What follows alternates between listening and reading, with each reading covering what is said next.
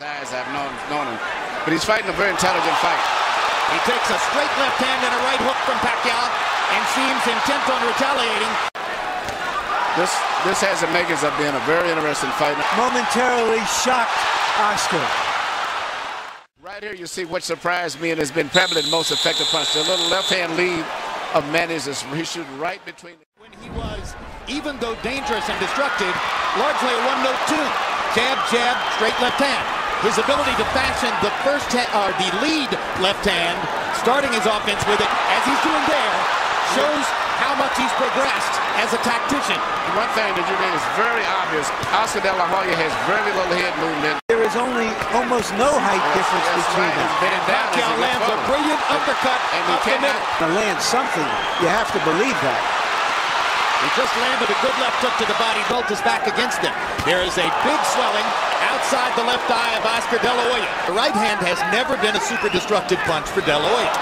I asked Freddie Roach yesterday in our meeting, I said, have you ever seen Oscar De La Hoya really hurt somebody with the right hand? And if Oscar's not going to move his head around him so much, and even if he doesn't land his eyes, I keep pumping him. But he doesn't jab enough. Good body shots there by Pacquiao. And if there was doubt coming in as to whether Pacquiao could unbeaten. I personally had expected, and perhaps more so than De La Hoya expected as well. Yeah, when a lot of the experts... Good body shot by Oscar. Biggest punch of the fight for De La Hoya. Trajectory, that's why they call it a 45. Straight left hand right up the pipe. Here we see once again Manny Pacquiao shooting a straight left hand right down the pipe. Direct, and that's the kind of punch that's doing the damage to Oscar. But still, you would think against the so-called smaller man, we'd see something more. This fight's going to probably end up being stopped. Manny Pacquiao is annihilating Oscar De La Hoya. Yes. Who's looking entirely at Oscar. De La Hoya hasn't been down, but that may be the only thing that's keeping Weeks from stopping it. Pacquiao landing punch after punch, and it's not so much just the way he's landing them.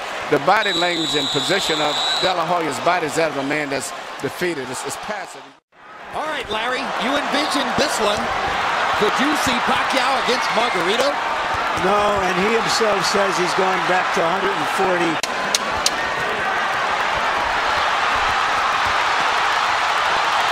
Tony Weeks has a tough decision in front of him. There's a lot of glory and a lot of money in Oscar De La Hoya's past, but he's getting beaten up here. Is that it? Yeah, that's it. Let's finish it. That's it. Let's go. It's over. Manny Pacquiao has beaten Oscar De La Hoya. Manny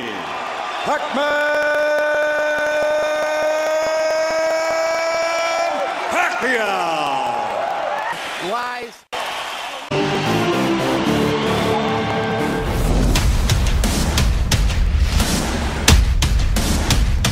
The following spring, Garcia returned to Barclays Center to face Brooklyn native and former 140 and 147-pound champion Zab Judah. Garcia employed an effective game plan early on, attacking Judah's body, and he stuck to it. The young champion showcased his speed and his strength throughout the first half of the fight and wobbled Judah several times. Oh, and he hurts Judah with that right hand. Judah absorbing all kinds of punishment in the corner. And he rocks him with that right, and he's still on his feet.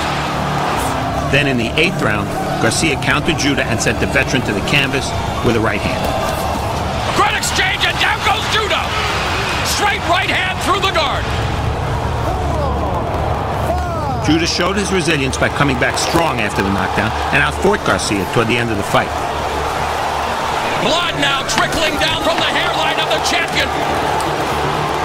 But Garcia stood tall, and the two traded shots until the final bell. Magnificent. Fucking magnificent. Danny Swift Garcia, he remains the unified 140-pound champion, improving to 26-0.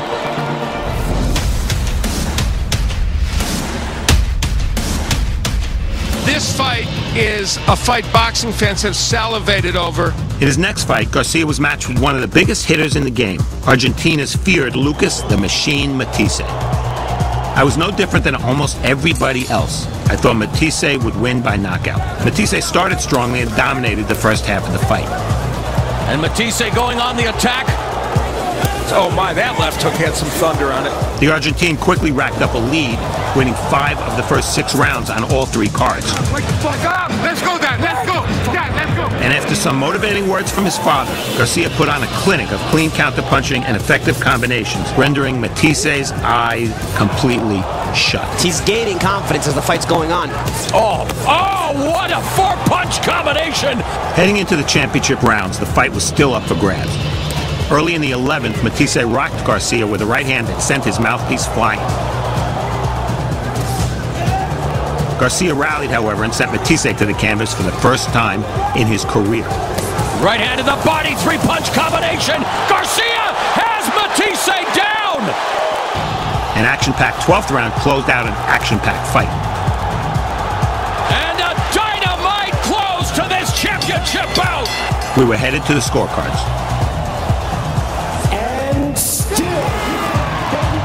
Garcia won by close but unanimous decision, and with this victory established himself as the man to beat in the 140-pound division.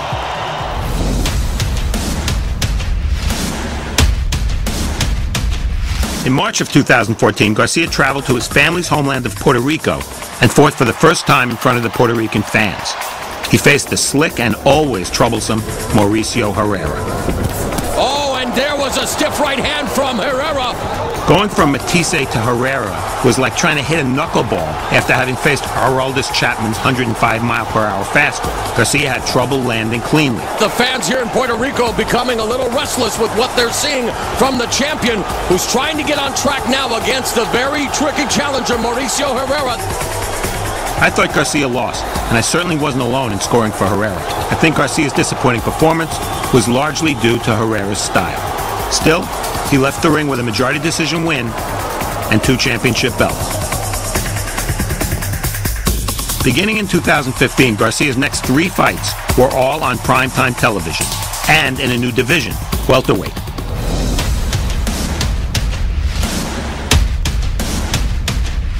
Garcia's much anticipated showdown with the battle-tested Lamont Peterson was really 2 fights.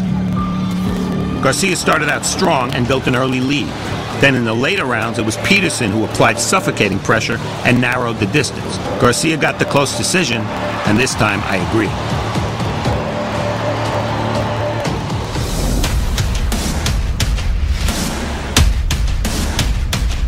Garcia returned in August and faced master boxer Paulie Malignaggi, who provided a different kind of test. This was a matchup of fighters heading in opposite directions. The steady pressure of Garcia, if it doesn't get you early, it'll get you late. And it's starting to look that way here. Indeed, Garcia proved too strong. His focus never wavered, and the fight was stopped in the 9th round.